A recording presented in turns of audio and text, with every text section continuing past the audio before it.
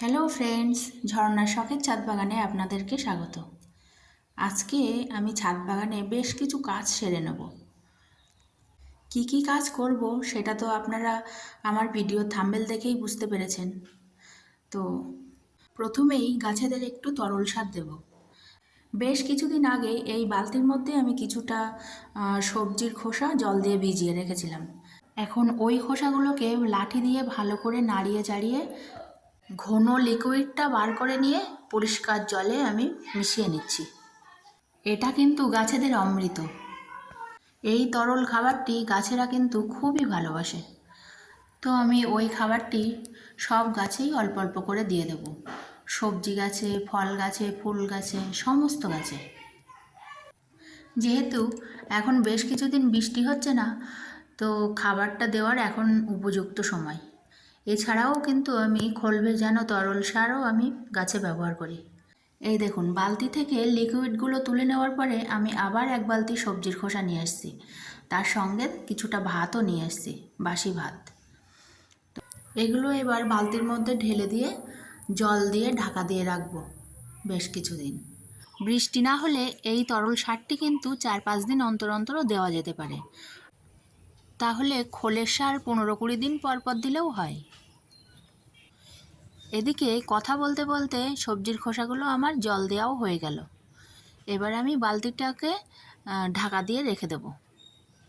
আর এদিকে দেখুন, কিছুটা আদা নিয়ে চলে এসেছি আমি আদাগুলো পোঁতার জন্য।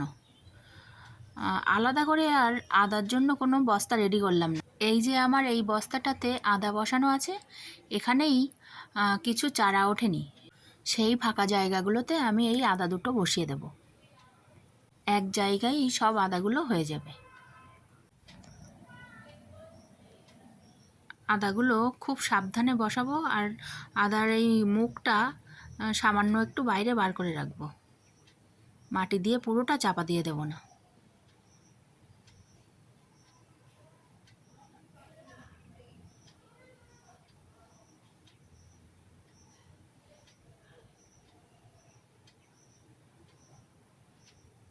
ঠিক এইভাবে।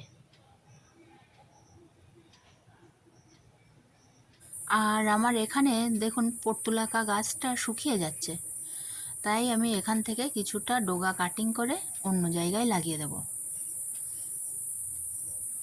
এখান থেকে ডগাগুলো কেটে নিচ্ছি। আর এখানে আছে পার্সোল্যান্ড গাছ। এটা কিন্তু এমনিতেই হয়েছিল আমার বাগানে। এখান থেকেও আমি কিছু ডগা কাটিং করে নিচ্ছি।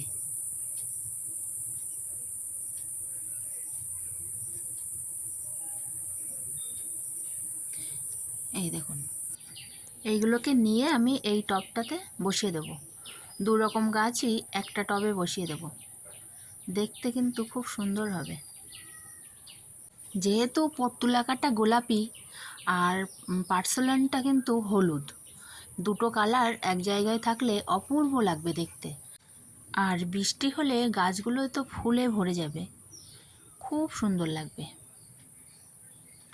এই ফুলগুলো কিন্তু সাধারণত বর্ষাতেই বেশি ভালো হয়।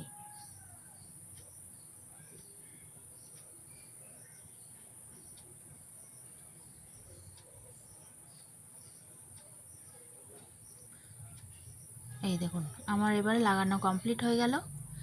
এবার আমি গাছগুলোতে জল দিয়ে দিলাম। আমি এবার ছাদ বাগান থেকে কিছুটা সবজি হারভেস্ট করব। আর সব কাজ শেষে যদি ছাদ বাগান থেকে কিছু সবজি তোলা যায় নিজে হাতে, তাহলে কাজ করার আনন্দ কিন্তু দুগুণ বেড়ে যায়। তাই প্রথমেই আমি তুলে নিচ্ছি কিছুটা ভেন্ডি। আর কোনো সবজি থাক আর না থাক, ভেন্ডিটা কিন্তু আমার প্রায় প্রতিদিনই হচ্ছে। যদি একটু ছোট ছোট ভেন্ডি তুলতে চাই, তাহলে প্রতিদিন তুললে কিন্তু খুবই ভালো হয়। এই দেখুন, আরও কয়েকটা আছে, এগুলো তুলে নিই। আর এই ছোট্ট মাচা দেওয়া এই গাছটাতে টুকটাক করে ভালোই উচ্ছে হচ্ছে, ছোট্ট ছোট্ট উচ্ছে ভালোই হচ্ছে। তো এখান থেকেও আমি কয়েকটা উচ্ছে তুলে নিচ্ছি।